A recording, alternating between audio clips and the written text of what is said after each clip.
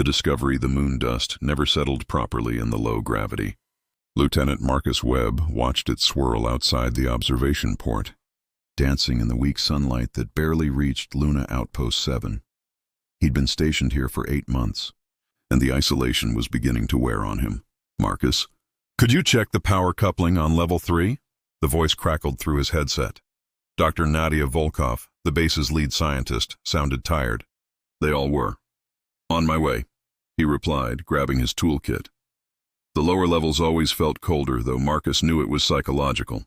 The base had been constructed 20 years ago, just another military research station among dozens scattered across the moon's surface. Nothing special, nothing important. He found Nadia crouched beside an access panel, her dark hair pulled back in a practical bun, her brown eyes focused on a holographic display. She didn't look up as he approached. "Power readings are fluctuating," she said, "but not from any source I recognize." Marcus knelt beside her, close enough to smell her faint perfume, something floral that reminded him of Earth. They'd been working together for months, but lately something had changed between them. Small glances that lasted too long, hands that touched briefly when passing tools. "Let me see." He leaned in, studying the display. The readings were indeed strange. Energy signatures pulsing from somewhere beneath the base's foundation. "That's not our reactor." "No." Nadia's voice held an edge of excitement. "Marcus, I think there's something down there." Something old. Captain James Hartley appeared in the doorway, his weathered face stern. "What's the situation?" "Unknown power source, sir," Marcus reported, standing.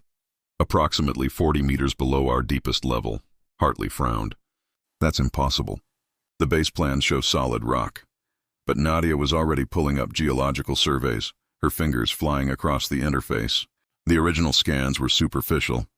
If something was shielded properly, buried deep enough. "You're talking about something that predates the base," Hartley said slowly. "I'm talking about something that might predate the lunar colonies entirely," Nadia replied, looking up at Marcus. Her eyes were bright with curiosity and something else, something that made his heart beat faster. Over the next week, they excavated. Marcus and Nadia worked long hours together, sometimes alone in the lower levels, their shoulders touching as they examined each new discovery. The walls they uncovered weren't natural. They were built, constructed from materials that shouldn't exist. "This is human technology," Nadia whispered one night, her hand finding his in the darkness. "But it's centuries old." "Marcus, who built this?" He squeezed her fingers gently. "I don't know, but I think we're about to find out." The final wall fell away, revealing a chamber filled with dormant machinery. Lights began to pulse, slowly at first, then faster. A holographic interface materialized, displaying text in English. "Sentinel protocol active," Nadia read aloud. Awaiting confirmation, Marcus stepped forward, his hand still holding hers. "What have we found?" The machines hummed louder, and deep beneath them, something ancient stirred to life. The moon base would never be the same. Neither would they. Captain Hartley's voice crackled through their comms. "Webb, Volkov, what's your status?" Marcus looked at Nadia, saw his own wonder reflected in her eyes. "Sir," he said slowly, "I think our ancestors left us a gift." The warning. The ancient chamber thrummed with energy, casting blue light across Nadia's face. Marcus couldn't look away from her, even as the machinery around them awakened from centuries of sleep. They'd been working for 36 hours straight, surviving on coffee and adrenaline. "The system is massive," Nadia said, her voice filled with awe. "It extends throughout the entire lunar subsurface. Marcus, this isn't just a room. It's a network." He moved closer, ostensibly to see her screen, but really just to be near her. The danger of their discovery had stripped away all pretense between them. Life was too short, too fragile. "What kind of network?" he asked, defensive. "Weapons, shields, power cores. Our ancestors turned the moon into a fortress and then buried it so deep we forgot." She turned to him, and suddenly they were inches apart. "Why would they do that?" Before he could answer, Captain Hartley arrived with an unexpected guest. Ambassador Creeth was a Valerian, his scaled skin reflecting the chamber's glow, his three-fingered hands clasped diplomatically. The Valerians had been humanity's trading partners for 15 years, ever since first contact.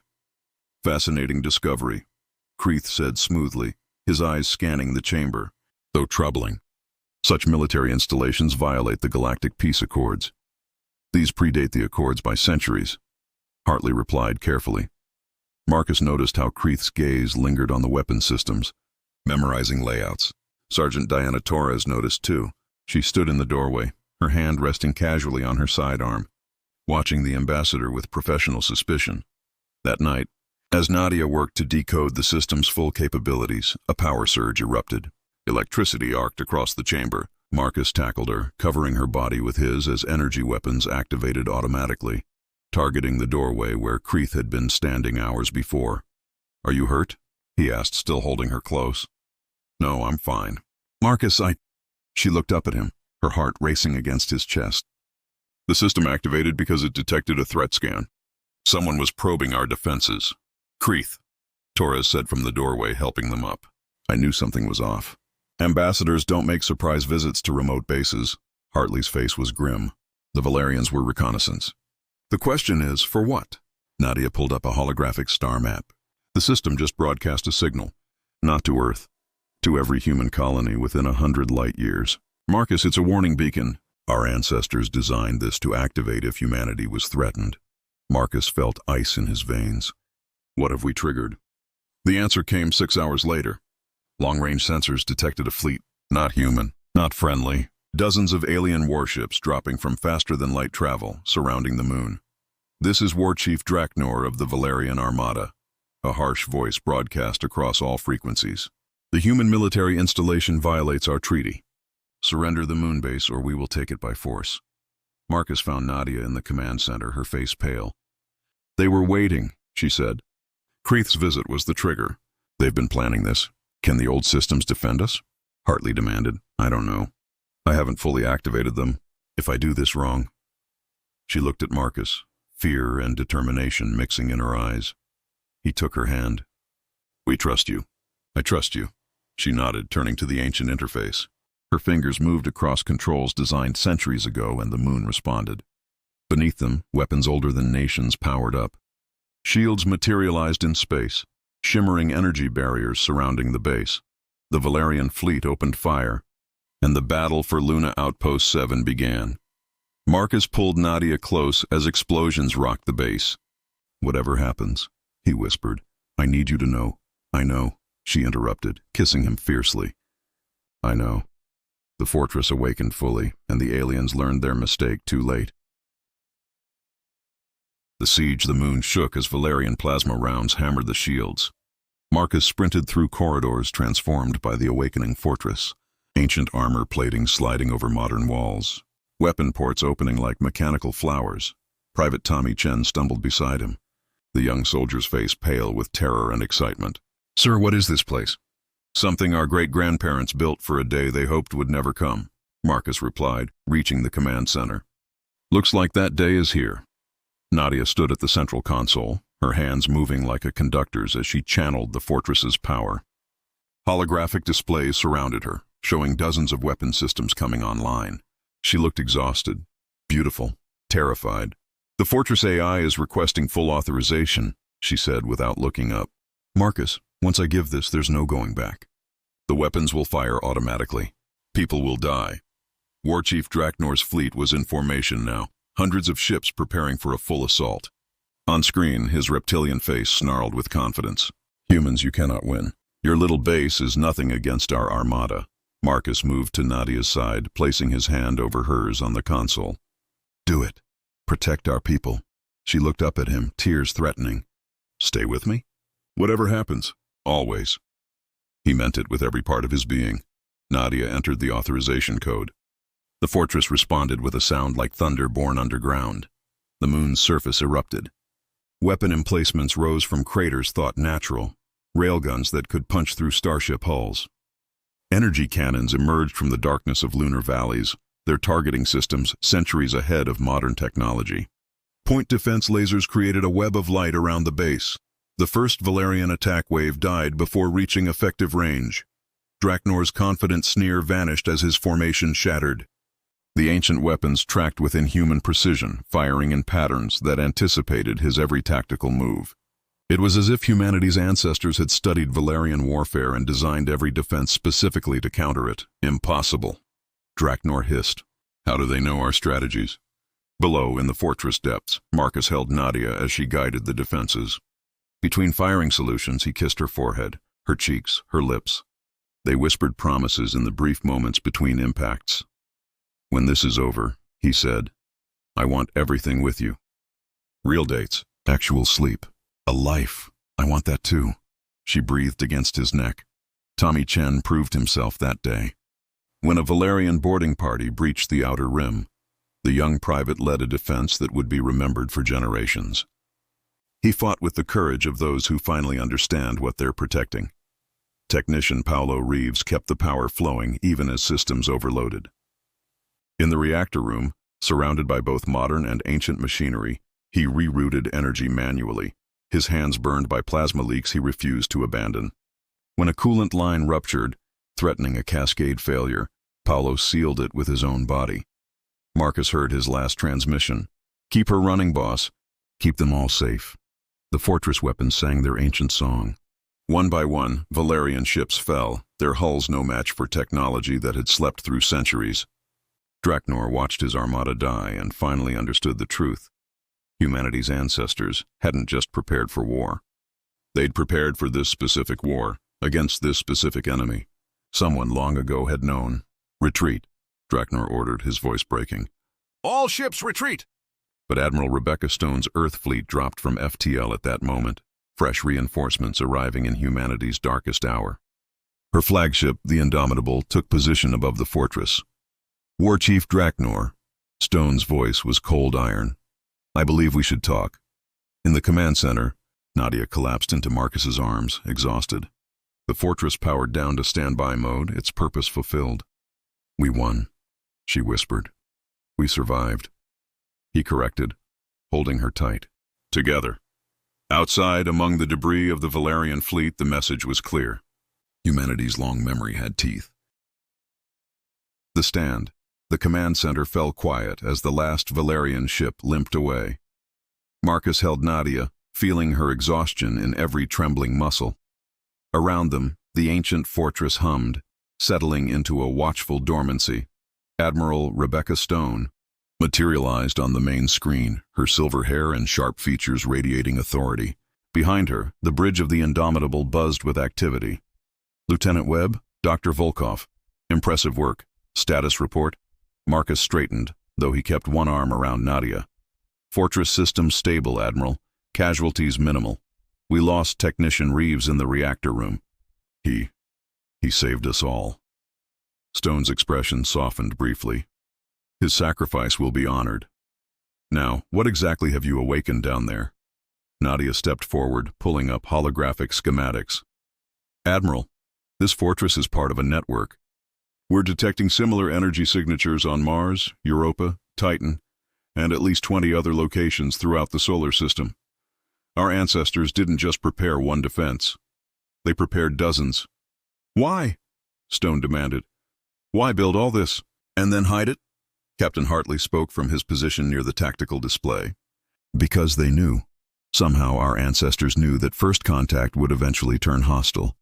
They built these fortresses, then buried them so deep that when peace came, we wouldn't seem threatening. A hidden deterrent, Stone said slowly. Genius and terrifying in equal measure. On another screen, War Chief Draknor appeared, his scales dulled with defeat. Behind him, his bridge was damaged, sparking. Admiral Stone, we wish to discuss terms. Terms? Stone's voice could cut steel. You attacked a civilian research base without provocation, War Chief. You murdered innocent people. What terms did you imagine? Marcus watched Draknor's face carefully. The Valerian wasn't just defeated, he was afraid. We thought humans were weak, Draknor admitted. When our scouts reported the old fortress, our council saw an opportunity. Eliminate humanity before you remembered your strength. We were wrong. Sergeant Torres moved beside Marcus, her weapon ready but lowered. He's telling the truth, sir. We intercepted their communications. The Valerians have been planning this for years. Nadia's hands flew across the interface, pulling up more data. Marcus, look at this. The Fortress AI has historical records. The Valerians attacked us before, centuries ago. That's why the defenses were built. Our ancestors fought them, barely won, then hid the fortresses and made peace. They knew the Valerians would try again. How did they know? Tommy Chen asked from his station, his voice still shaky from the battle. Because patterns repeat, Marcus said, understanding dawning. Species that conquer don't stop. They wait, rebuild, try again. Our ancestors understood that. They played the long game. Stone turned to Draknor. You're not just facing this moon base, war chief. You're facing a network of fortresses, each one capable of destroying your fleet. And now that they're awake, they won't sleep again. Draknor's shoulders sagged. What are your terms, Admiral? Complete withdrawal from human space, reparations for the families of those killed, and access to your historical records. I want to know everything about your first war with us. And if we refuse? Stone smiled without warmth. Then we wake up all the fortresses, every single one. And we show the galaxy exactly what humanity becomes when threatened. Marcus felt Nadia lean against him, her breath warm on his neck. They'd been through hell together, and somehow that had forged something unbreakable between them. There's more, Nadia said softly, for his ears only. The AI showed me something. These fortresses, they're not just defensive, they're seeds. If activated fully, they can manufacture ships, weapons, entire fleets. Our ancestors gave us the ability to become a galactic power overnight. Should we tell Stone? Marcus whispered back. Not yet. Let's make sure we need it first. Draknor finally nodded. We accept your terms, Admiral. The Valerian Council will honor this peace. See that you do, Stone replied. Because humanity just remembered something important. We're the species that plans for centuries. We're the species that never forgets. And we're the species that turns moon bases into fortresses. The transmission ended. Around Marcus, the command center erupted in quiet celebration. Tommy Chen hugged Sergeant Torres. Captain Hartley allowed himself a rare smile. But Marcus only had eyes for Nadia. We did it, he said. She kissed him, soft and sweet. We did. Now what? Now we figure out what else our ancestors left us, together. The fortress hummed its approval, ancient machines keeping watch over the fragile peace. The new dawn 3 months after the siege, Luna Outpost 7 had transformed into something between a military base and an archaeological treasure. Marcus walked through corridors now lined with both modern tech and ancient machinery, heading to the observation deck where he knew Nadia would be.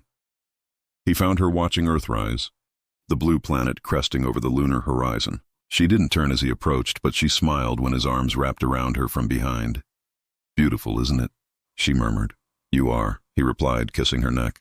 She laughed, the sound still capable of making his heart race. They'd been officially together since the battle, their relationship no longer hidden in stolen moments and desperate kisses between crises. Command had approved their partnership, especially since they were now permanently assigned to study the fortress network together. Admiral Stone wants our report on the Europa Fortress, Nadia said, leaning back into his embrace. They activated it yesterday. It's even larger than ours. Did it have the same historical records? More. Marcus, the data goes back almost 1,000 years. Our ancestors fought 3 different wars with the Valerians before finally brokering peace. Each time they built more fortresses, hid them deeper. They were playing the longest game in human history. Captain Hartley joined them, looking older but somehow more at peace. The siege had changed him too. The Valerian Council sent a formal apology today, and a request. They want to share their historical records uncensored. They're hoping transparency will prevent future conflicts. Will it work? Marcus asked. Hartley shrugged. Maybe. Elder Scientist Vorn arrived this morning as their peace envoy. He seems genuine. Says the younger Valerians never learned about the first wars. Their leaders hid the truth, just like ours did. On cue, Vorn appeared in the doorway. The elderly Valerian moved slowly. His scales faded with age, but his eyes were sharp and kind. Lieutenant Webb, Dr. Volkov. The Earth rises beautifully from this place. Elder Vorn. Nadia stepped forward, extending her hand. The Valerian took it carefully, the gesture still new to both species. "Thank you for coming." "I must thank you," Vorn replied. "You could have destroyed our fleet completely. You showed mercy." "That tells me more about humanity than any fortress could." Tommy Chen rushed in, excitement clear on his young face. He'd been promoted to corporal for his actions during the siege. "Sirs, Dr. Volkov, you need to see this. The Titan Fortress just activated on its own. It's broadcasting a message." They hurried to the command center. On screen, a new AI interface materialized, similar to their own, but different. Older somehow. More refined. "This is Sentinel Prime," the AI spoke in perfect English. "Primary Fortress Network online. Detecting peaceful resolution. Transitioning to Guardian Protocol. Humanity's defenders stand ready, but will not strike first. This is our promise." Admiral Stone appeared on another screen from Earth. "Well, that's reassuring and terrifying. How many of these things are there?" Nadia pulled up a star map. Red dots appeared throughout human space and beyond. Dozens of them. 47 confirmed fortresses, Admiral. Ranging from moon bases to hollowed-out asteroids to entire underground complexes on terraformed worlds. "Our ancestors were thorough, and now they're all awake," Marcus added. "Watching, waiting, protecting." Stone nodded slowly. "The galactic community needs to know. We can't hide this, but we also can't appear aggressive." "Let me help," Vorn said quietly. "I will testify before the Galactic Council. Tell them what my people did, why the fortresses exist. Humanity is not the threat. We were."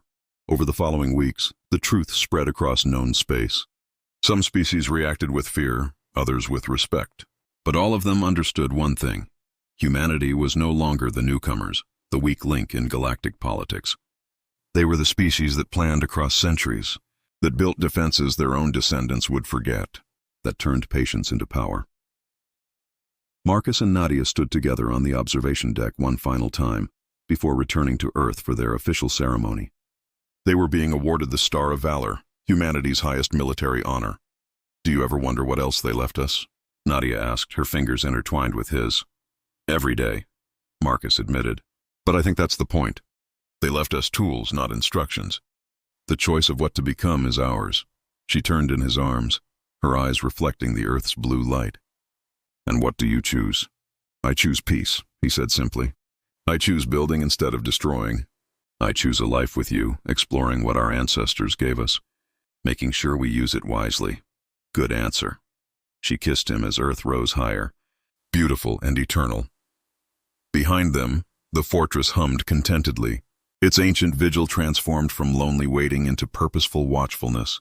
In the depths below, machines that had slept for centuries now stood ready, not for war, but for protection. Humanity had remembered something important about itself. They were the species that never forgot, the species that prepared for the worst while hoping for the best, the species that turned moon bases into fortresses, not out of aggression, but out of love for what they were protecting. And as long as humans remembered that lesson, the fortresses would stand, silent guardians of a species that finally understood its own strength. Marcus held Nadia close as they watched their home world turn slowly below them. The moon base had been a beginning. The fortress had been a revelation. But this, standing here with her, knowing humanity's future was both protected and unwritten, this was the promise their ancestors had truly given them. Chance to be better than those who came before. A chance to prove that strength and wisdom could coexist. A chance to build something that would last another 1,000 years. Together. They turned from the observation deck and walked toward tomorrow, while behind them, the ancient machines kept their eternal watch, and humanity's shadow stretched protectively across the stars. The end.